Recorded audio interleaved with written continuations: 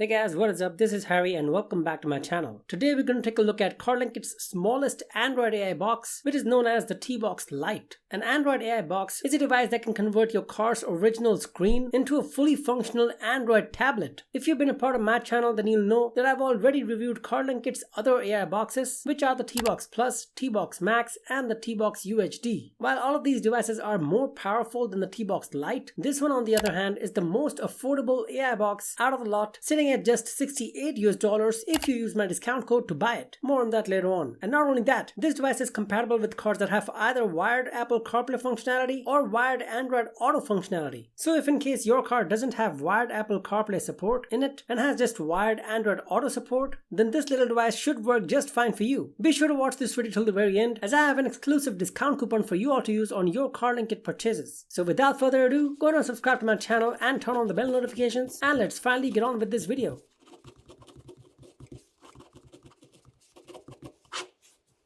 As always, let's first quickly have a look at the box and all of its contents. We get a very familiar looking rectangular box this time around as well, if we compare it with the Carlinkit 5.0, which is also known as the 2Air. Here we get a very compact little white box with a picture of the device itself at the middle and a bit of information mentioned on the sides, such as plug and play, online upgrade, wireless Android Auto, as well as wireless Apple CarPlay. No information at the top or at the bottom. Moving towards the rear, we can see the preview of the user interface, which we'll be checking out in detail very shortly, the model name, which by the way is also known as CPC200 Tbox, along with the CPU details. Since this device is the most affordable Android AI box offered by the brand, inside of it we get Android version 10 built in with a quad-core processor, which helps keep the price of the device low while still providing optimal performance. And it supports wireless Apple CarPlay with iPhone 6 and above, having iOS versions 10 or above, as well as wireless Android Auto for Android phones version 11 or above. In the box, we straight away get to see the Tbox Lite. Let's keep this aside for now. We also get a pretty thick user manual in several different languages. 2 USB cables of type A to C and type C to C, either of which can be used depending upon your car of course. The Tbox Lite is quite sleek, just like the Carlinkit 2.0. The build quality of it, just like the other Carlinkit devices I've reviewed so far, is fantastic. Good quality plastic has been used. Comes in just one color option, which is this black one. At the front of it we can see the brand logo, which is backlit with customizable RGB lights. Nothing on the left or right sides of it. At the top we get a micro SD card slot that supports up to 512 gigs of external storage, along with the type C port to power on the device. At the bottom we get a type A port to connect a pen drive or even a dash cam, along with a small button which can be pressed to switch between Android Auto or Apple CarPlay modes in your car. Both these ports are very useful and we'll check them out in just a moment. And at the rear of the device we can see the model name, voltage values, as well as the serial number.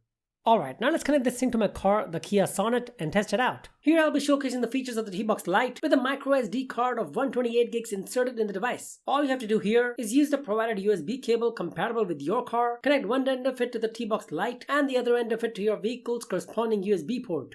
And after approximately 25 to 30 seconds of the initial boot up, we can see a warning page on the screen letting us know of the dangers of watching videos while the vehicle is in motion, and in the process preventing us to do so since that is not safe. As always, these sort of videos are focused mainly towards the co-passengers in your vehicle and not towards the one actually driving the vehicle. You might notice a prompt to restart the device in case the device automatically calibrates the screen according to your vehicle's respective screen size. And done, you should now be getting a similar looking user interface like the one we can see over here.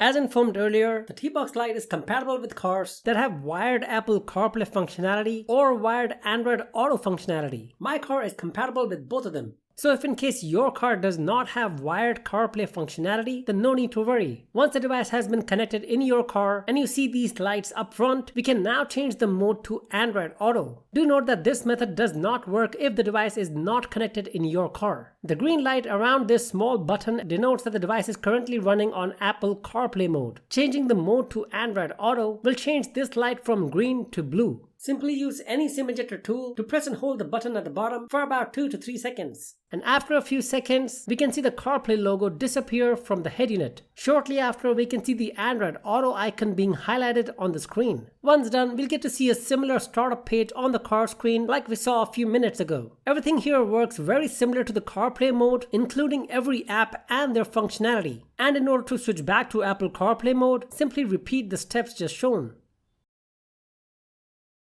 Okay, so I've already set up the device here in my car, as I've been using and testing it for about a week now. One of the USPs or the unique selling points of this Tbox Lite is that it comes with a USB-A port as well, which means that apart from turning your car screen to an entertainment powerhouse while on the road, now you can also utilize the provided USB-A port to connect to either a mouse or keyboard, a pen drive to watch offline videos, or even to power on a dash cam, which does work out pretty well, especially if your car does not have a lot of ports to begin with. My front dash cam, the 70mm Omni, has been working flawlessly with its USB-A cable plugged directly into this device, and watching personal videos or even movies without any performance issues throughout directly from a connected pen drive will also prove to be quite convenient for most people.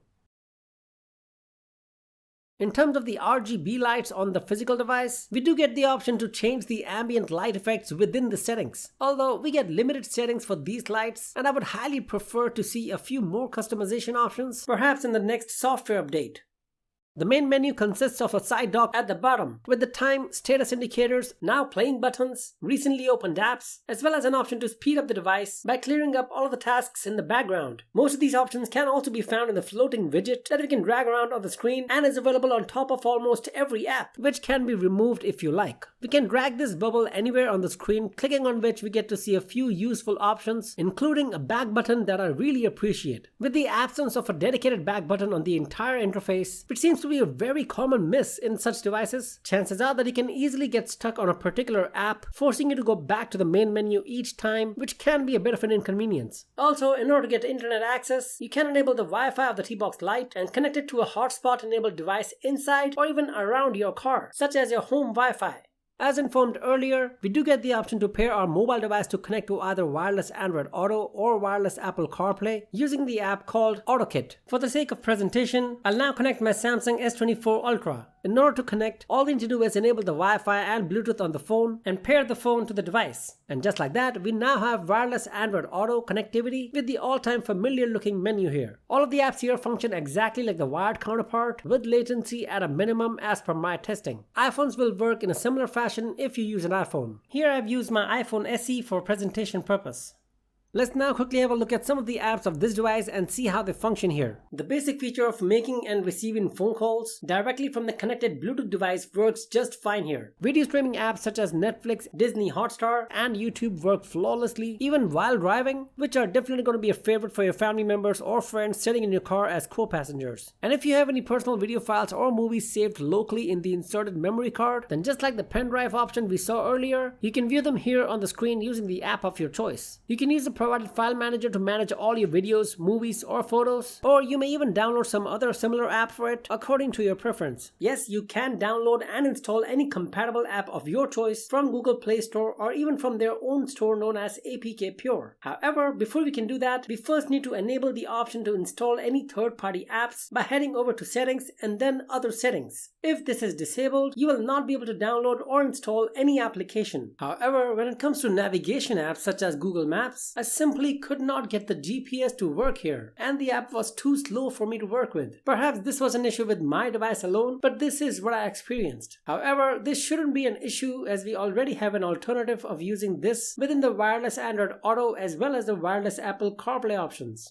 And of course, Google Play Store works just as intended, where we can even use voice search to look for any apps to download. Almost everything works pretty well. However, there is a noticeable delay or latency in this app along with a few other apps, which is mainly due to the fact that this device runs on a low performing chipset. But considering the price of this thing, I think the performance we are getting here should be acceptable to most people. I did also download and install a few hardware and software information utility apps for the device. Here we can confirm that the Tbox Lite is in fact using the claimed 2 gigs of RAM along with the company stated 4 cores as well as the 32 gigs of internal memory. Android version 10 is currently being used here, which can be upgraded as well using the built-in Photo app, quite similar to the Tbox Plus, Max and the Tbox UHD devices. We also get Wi-Fi 5 here along with Bluetooth version 4 Plus, Allwinner's A133 chipset, which consists of a quad-core 1.5 GHz chipset, and finally the current temperature readings on the device and all of its components. In terms of gaming, we can once again very easily download, install install and play any compatible game, which would be the ideal choice if you plan to use this for your kids during those long road trips. And with all of the controls conveniently available at your fingertips, you can control the one possible distraction as well: volume. Since all of these apps, including games, would be using the built-in surround sound system of your vehicle. And as you can see here, hill climb racing seems to be working pretty well with just a bit of a lag, which doesn't seem to be that big of a deal. Quite manageable and definitely very enjoyable.